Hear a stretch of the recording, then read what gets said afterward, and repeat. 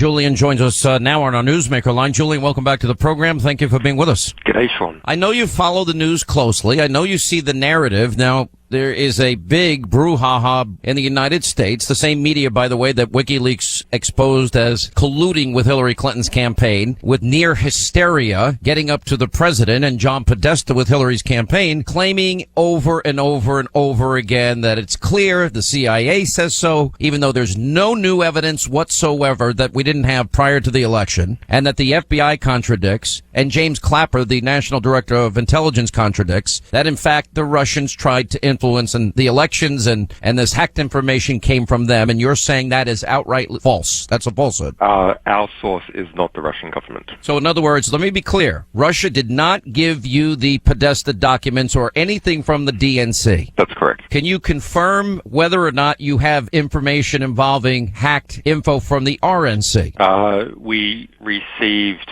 about 3 pages of information to do with the RNC and Trump, but it was already public somewhere else. Okay, so in other words, there was nothing significant. There was nothing comparable to what happened. So what Reince Priebus said on NBC to Chuck Todd this weekend was true, and NBC had it wrong. Well, as far as we're aware of. As far as you're aware of. Yeah. Now, the CIA supposedly says the Russians definitely tried to influence the U.S. election. What is your thoughts on that? I think it's very interesting. The key quote for us is from James Clapper on the 17th of November. James Clapper is the head of the DNI. He's the Director of National Intelligence, who oversees all 17 U.S. intelligence agencies. And so his statement is, as far as the WikiLeaks connection, this is made to the House Intelligence Committee, as far as the WikiLeaks connection, the evidence is not strong, and we don't have a good insight into the sequencing of the releases or when the data may have been provided. We don't have good insight into that. So let me, for the sake of our audience, Julian, let me play the exact quote. This is James Clapper, the Director of National Intelligence, saying exactly what you did, that in fact the Russian government, well, to what he exactly said, that in fact he was very, very clear in saying that WikiLeaks connection with Russian hacking is not strong. Why? As far as the WikiLeaks connection, the evidence there is not as strong, and we don't have good insight into the sequencing of the releases or when the data may have been provided. We don't have as good insight into that. So that confirms exactly what you're saying. Can you answer whether or not there's a report out today, and there was a report out earlier this week, that in fact they can trace back some leaks to the Department of Homeland Security as it relates to the state of Georgia? Do you know anything about those? I looked when look. Let's pull back a bit. There's a deliberate attempt this week to conflate a whole lot of different issues together. It seems to be as a desire, an extremely dangerous and foolish desire, to flip members of the U.S. Electoral College around into getting up John Kasich or Hillary Clinton on the 19th. Mm-hmm. It's foolish because it won't happen.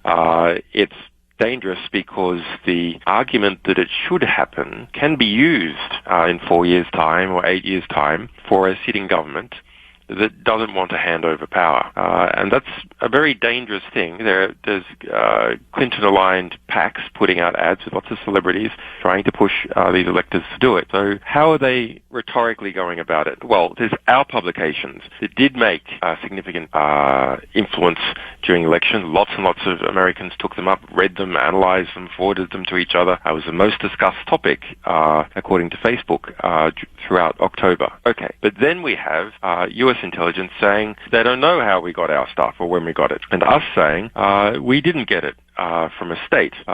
Then there's hacking of various systems that have occurred. Okay, presumably to get intelligence. The Israelis do it, the Russians do it, the Chinese do it, the French do it every year and every election cycle to understand what policies are. So it's no surprise at all that there's record of Russians or others hacking a lot of these systems. That's let me put the question. Intelligence collection. Let me put this a different way. The state of Georgia in the United States, the Secretary of State there now confirms 10 separate cyber attacks on its network that were all traced back to the U.S. Department of Homeland Security addresses. Do you know anything about that? I don't know about this specific case, but the state hacking I do know about because I followed it when it first came up in the original FBI report.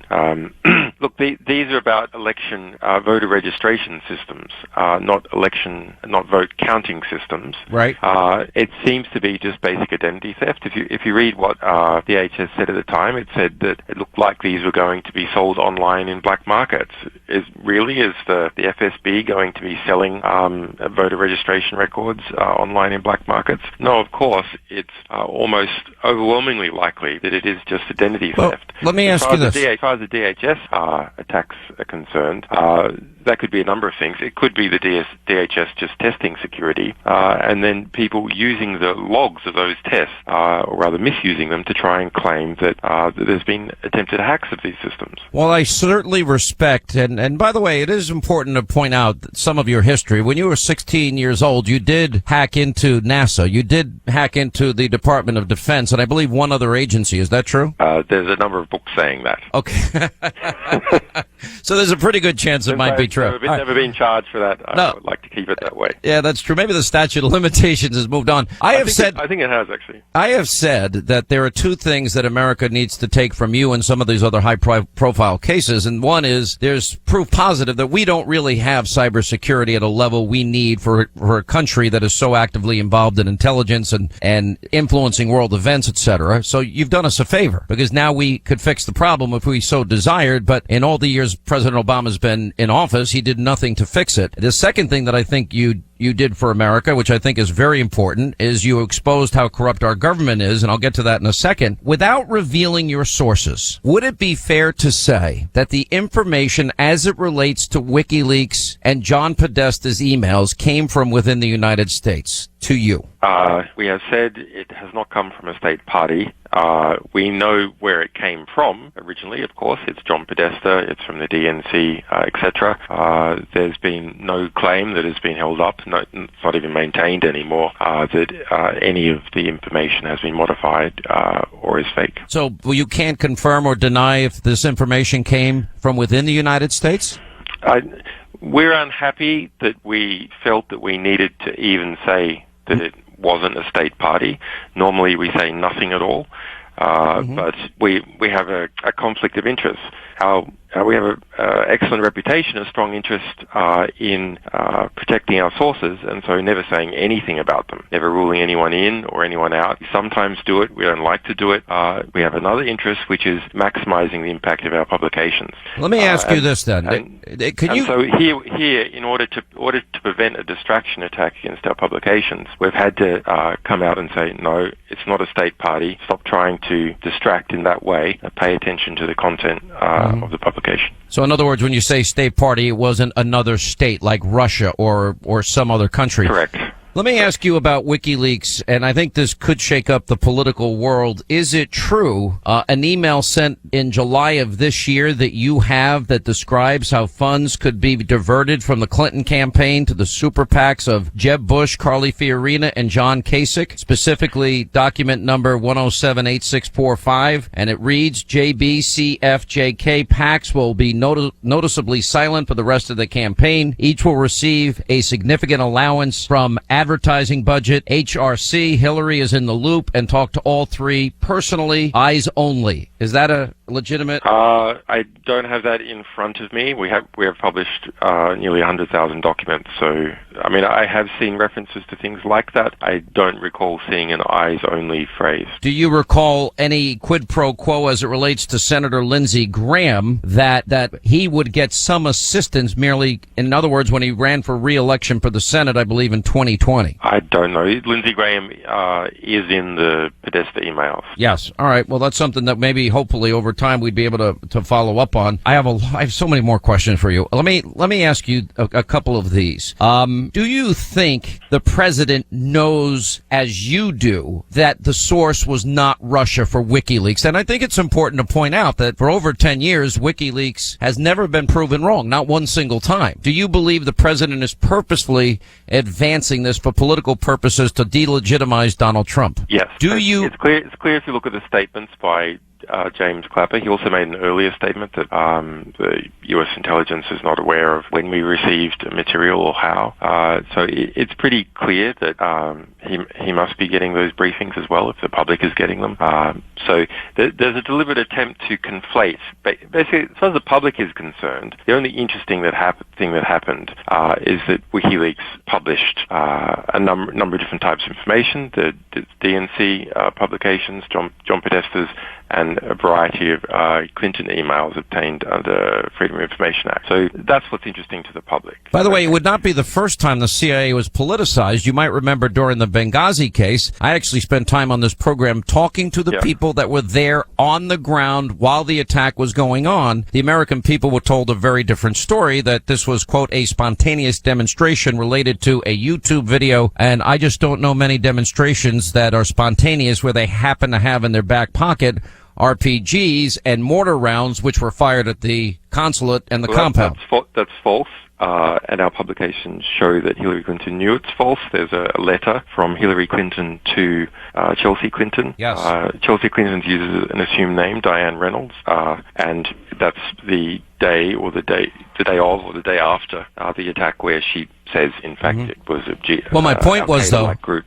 The CIA advanced that false story that it was a spontaneous demonstration when we now know it was a terrorist attack, and they advanced it through the CIA in Langley. There were some people there that were playing politics at the CIA, advancing a false narrative, a story that we know is false. All right, Julian, if you can, just stay right there. We'll come back. We'll continue more with Julian Assange and his insight as the founder and director of WikiLeaks, and more as the Sean Hannity Show continues. As we continue our interview with WikiLeaks founder and director Julian Assange. Let me ask you this. You never thought Donald Trump would win. Why? I didn't think he would win. I thought he had a much higher chance than what the polling was giving. I had gone through Brexit.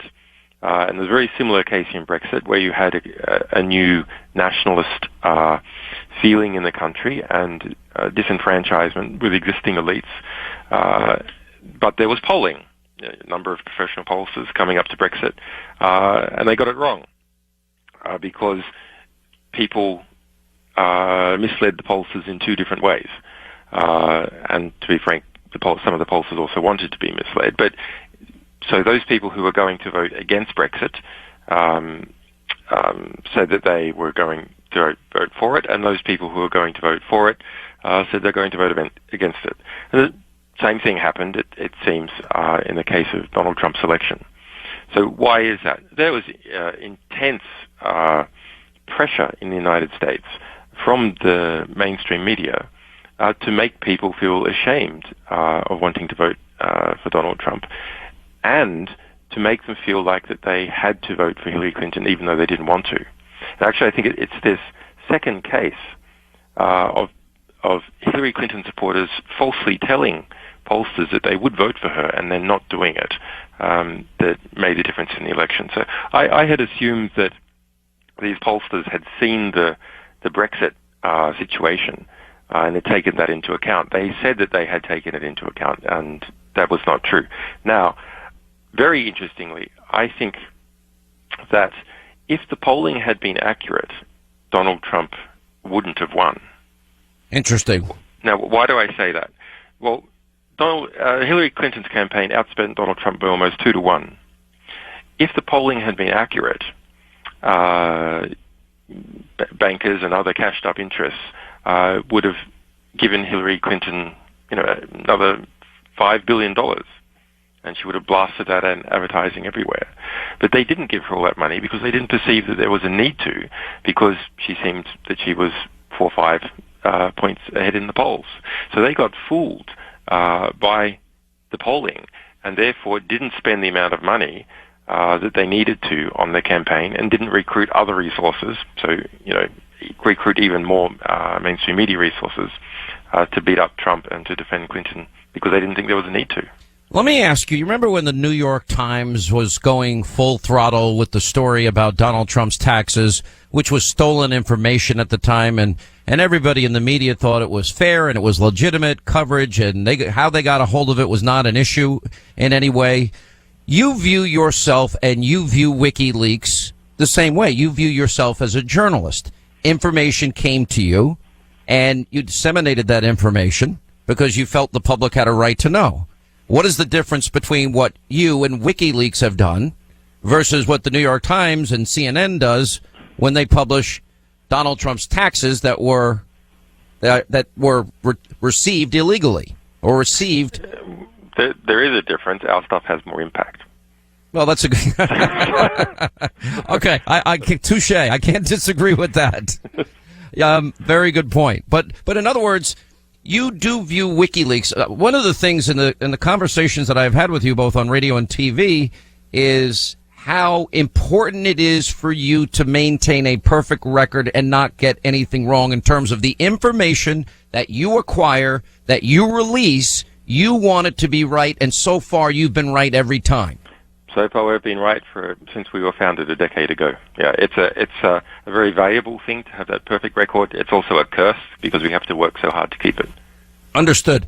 And my big fear 10 years ago, which you and I discussed the last time you were on my radio show, when I wanted you arrested, I said, because I felt you would release potential information that would result in methods and people potentially dying because there is so much in terms of covert operations, people working undercover.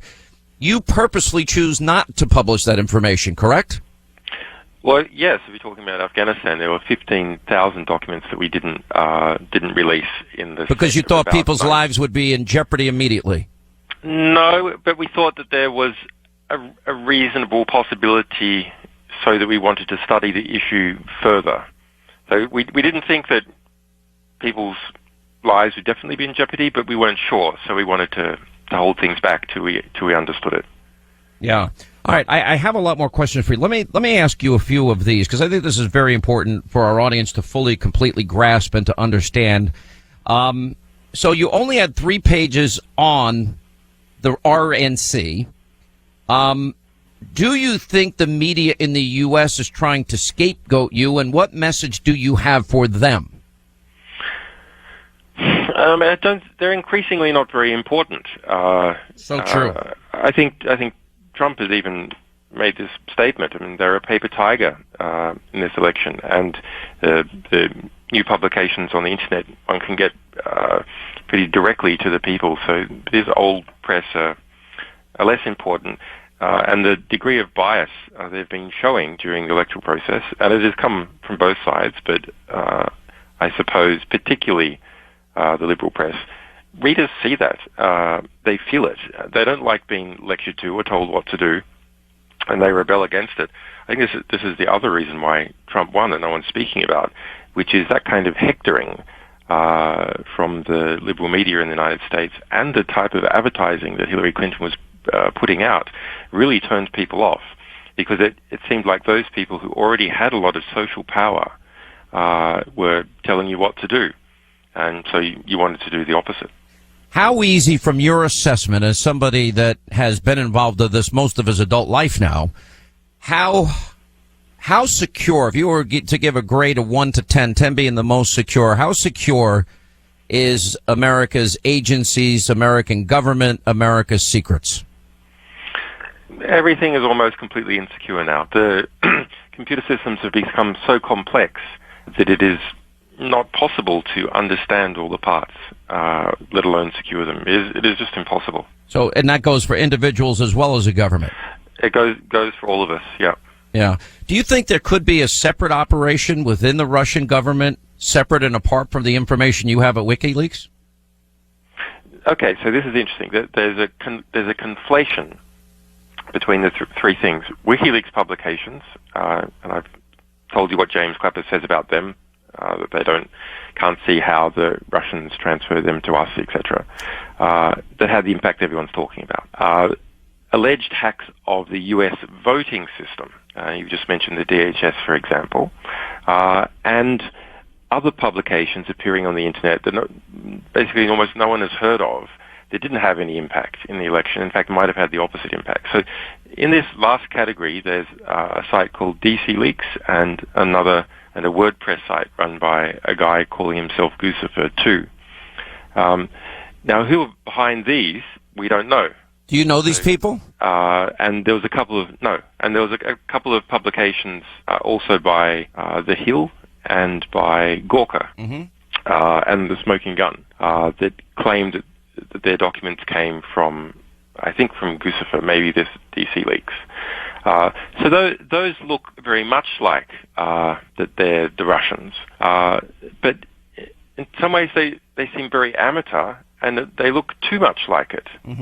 And so this is what, far from me to quote John Bolton, or I think I should be executed or something, but he has said correctly that if something looks so much like that it is meant to be the Russians, then maybe someone wants you. Just think it. That's such a good point. Let me ask you about the Craig Murray, former British ambassador to Uzbekistan, an associate of yours. He was quoted in the Daily Mail that he flew to Washington, D.C. for the emails. He claimed he had a clandestine handoff in a wooded area near American University with one of the email sources, and the leaker's motivation was, quote, disgust at the corruption of the Clinton Foundation and the tilting of the primary election playing field against Bernie Sanders. And he said the source had legal access to the information. The documents came from inside leaks, not from hacks. Yeah, we don't comment on sourcing. Craig Murray is a former UK ambassador. He is a friend of mine.